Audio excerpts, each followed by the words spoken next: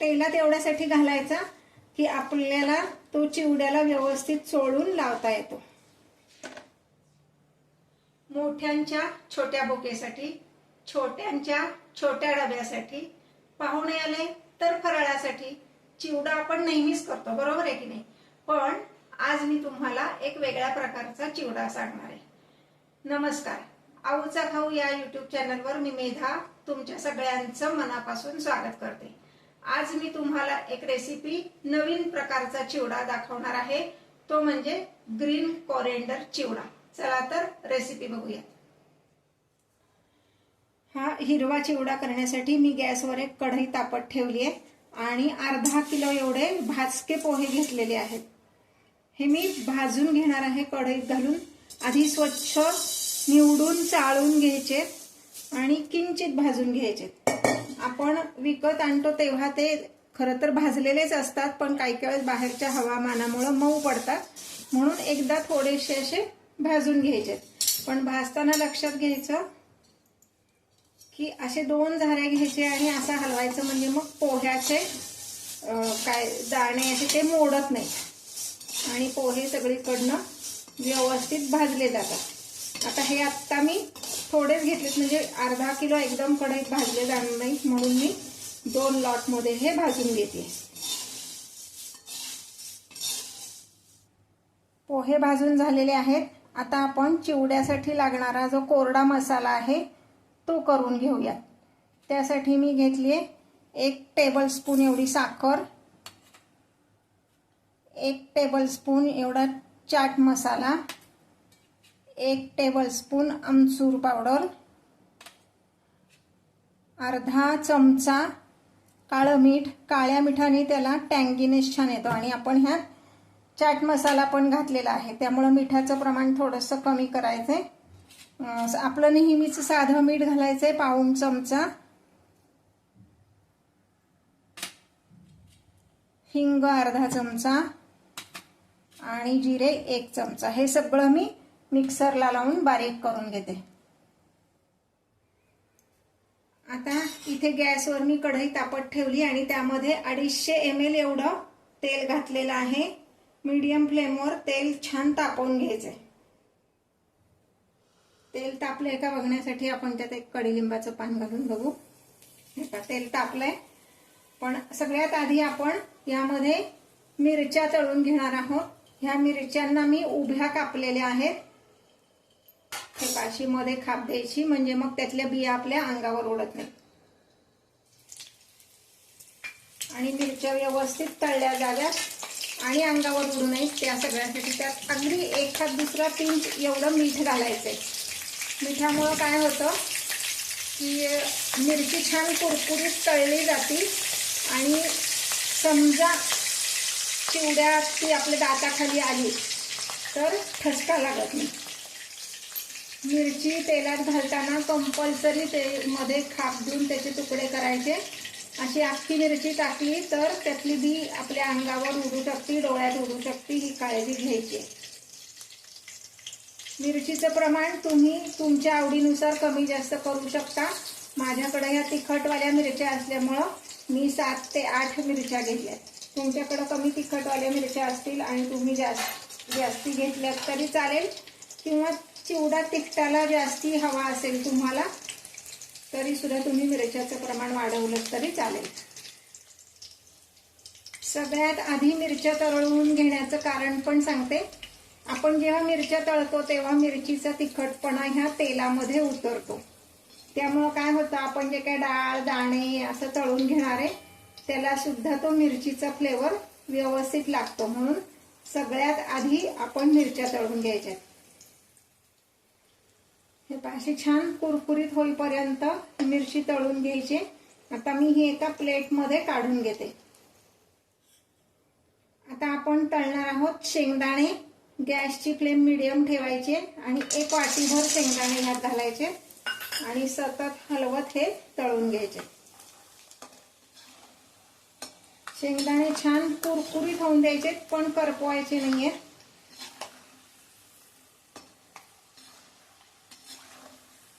हे किंचित रंग बदललाय आणि शेंगदाणे ह्यामध्ये फुटायला लागलेत। असं झालं की काढायचे, कारण नंतर सुद्धा ते शेंगदाणे जे आपण तेलातनं काढल्यावर सुद्धा त्या हीटमुळं अजून लाल होतात. आता आपण अर्धी वाटी काजू आणि अर्धी वाटी बदाम, हे ऑप्शनल आहे आणि क्वांटिटी सुद्धा तुम्हाला किती घालायची ते तुमच्या आवडीनुसार तुम्ही ठरवू शकता. हे काजूचा रंग बदलला, जरा गुलाबीसर दिसायला लागले काजू की आपण हे काढून घेणार आहोत. एका ताटात सगळं वेगळं वेगळं काढून घ्यायचंय. 1 वाटी एवढं खोबरं घ्यायचंय, पातळ काप करून घ्यायचे आणि ते पण आपण तळून घेणार आहोत. खोबरं तळायला तर अजिबात वेळ लागत नाही, खोबरं पटकन करपतं, त्यामुळे सतत हलवत. खोबरं घातलं की गॅसची फ्लेम बारीक करा, म्हणजे मग खोबरं करपणार नाही. हे असं गुलाबीसर रंगावर झालं खोबरं की लगेच काढायचे, कारण दाण्यांसारखंच खोबऱ्याचं पण आपण जरी तेलातनं काढलं तरी तेवढ्या हीटवर ते अजून थोडंसं पुढे लाल होतं, म्हणून गुलाबीसर असतानाच आपण ते काढून घेणार आहोत.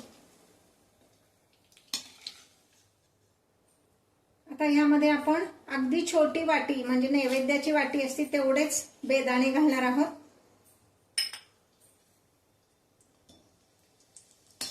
बेदाणे तर अगदी पटकन फुलतात, अगदी तेलात घातले की जर आहे बा फुलायला लागले की लगेच ते काढायचे, नाही तर ते करपले तर कडू लागतात. आता हे असे झाले की लगेच काढून घ्यायचे. 1 वाटी फुटाण्याचं डाळ, हे पण फार अगदी नाही, जस्ट तेलात घातलं की लगेच काढायचं, कारण ते खूप वेळ तळलं तर कडक होतं. आपल्याला कडक नकोय, ते खुसखुशीत पाहिजे. इतपतच हे तळायचे आणि लगेच काढून घ्यायचे.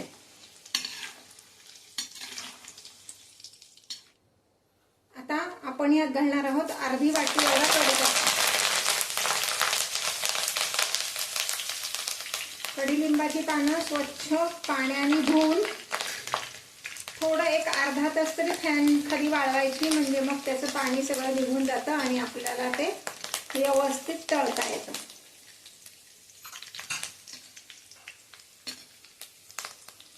मीडियम फ्लेमवर छान कुरकुरीत होईपर्यंत आपण ही तळून घेणार आहोत.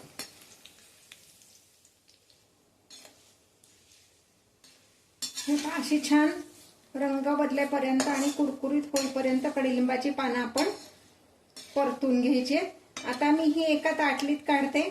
मग अशी जी आपण डाळ, दाणे, खोबरं ते एका वेगळ्या ताटात काढले, हा कढीपत्ता आपण आता वेगळ्या ताटात काढणार आहे. आता आपण ह्यामध्ये घालणार आहोत 1 मोठी वाटी भरून कोथिंबीर.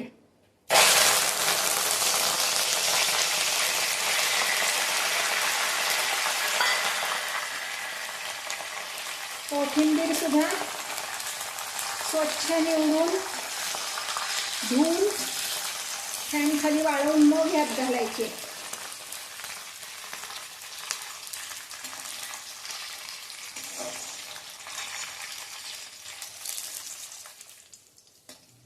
मी जे व्हिडिओज तुम्हाला दाखवते ते आवडत असतील तर लाईक आणि कमेंट करायला विसरू नका.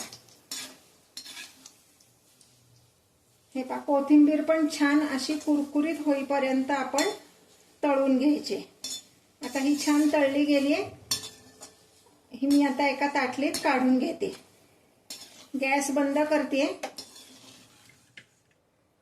गॅस बंद केल्यानंतर एक 5 मिनिटांनी आपण ह्यात हा जो कोरडा मसाला आहे तो घालणार आहे, कारण 5 मिनिटांनी ते तेल कोमट झालंय. म्हणजे आता हा कोरडा मसाला जरी आपण त्यात घातला तरी तो करपणार नाही.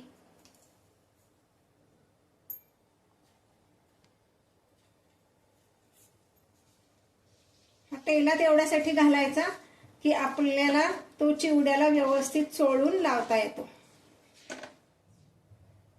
हे आता ही तळलेली कोथिंबीर, तळलेला कडीलिंब आणि ह्या मिरच्या, हे सगळं मी ह्या मिक्सरच्या भांड्यात घालून ह्याची बारीक पेस्ट करून घेणार आहे. पेस्ट अशासाठी म्हणते मी, ह्यात पाणी घालणार नाहीये, पण आपण जे तेलामध्ये तळलंय त्यामुळं ते तेलाचा जो ओलसरपणा आहे त्यामुळं त्याची पेस्टच होणार आहे. आता हे मी या मिक्सरच्या भांड्यात घालते.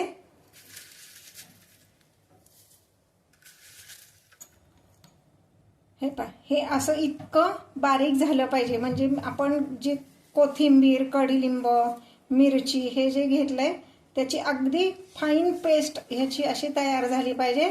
आता आपण ही जे भाजलेले पोहे आहेत त्याला लावून घेणार आहोत. हे थोडा वेळ मी बाजूला ठेवते. आता भाजलेले पोहे घेऊयात.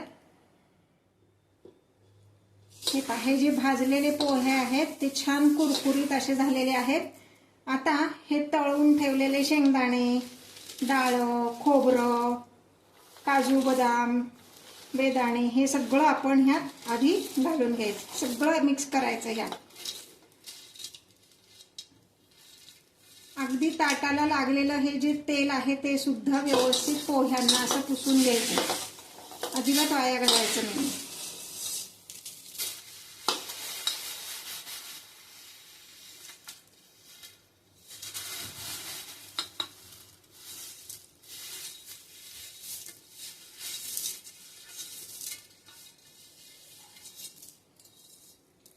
जी काही भांडी आपण वापरली आहेत त्याला जे काही तेल आहे ते सगळं ह्याला व्यवस्थित पुसून घ्यायचं आहे.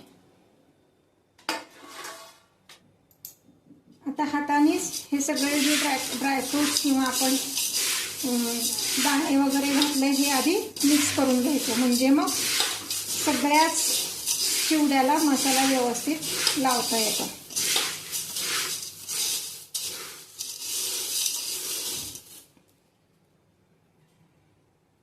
हे जे वाटण आहे कोथिंबीर आणि कढीपत्त्याचं हे आता मी सगळ्यात आधी यात घालते.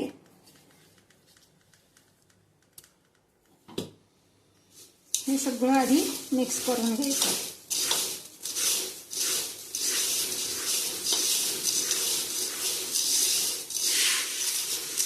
असं फक्त गोल गोल फिरवायचे, फार असं चोळायचं नाही, नाहीतर पोहे जे आहेत त्याचा भुगा होईल.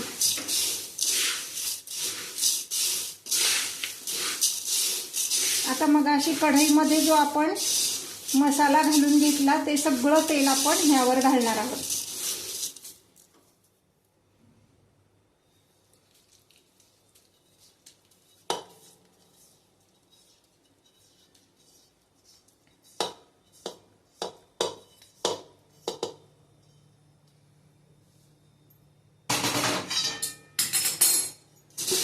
हे पण सगळं व्यवस्थित मिक्स करायचे. आता तेल कोमट झाले त्यामुळे हाताला भाजण्याचे काही कारण नाहीये.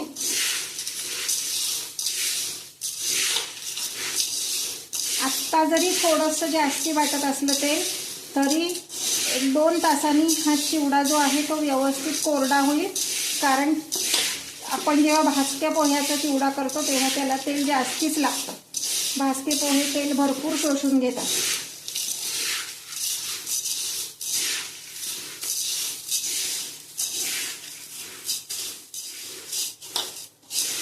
हे पाहता आपला हा चाट फ्लेवरचा हिरवा चिवडा तयार आहे. थोडासा गार झाला की आपण हा घट्ट झाकणाच्या डब्यामध्ये किंवा प्लॅस्टिकचा डबा किंवा हिंदाजमच्या डब्यात भरावा, म्हणजे मग तो कुरकुरीत तसाच राहतो. स्टीलच्या डब्यात भरू नका. स्टीलच्या डब्यामध्ये चिवडा पटकन मऊ होतो. हे पहा, आता आपला चिवडा तयार आहे.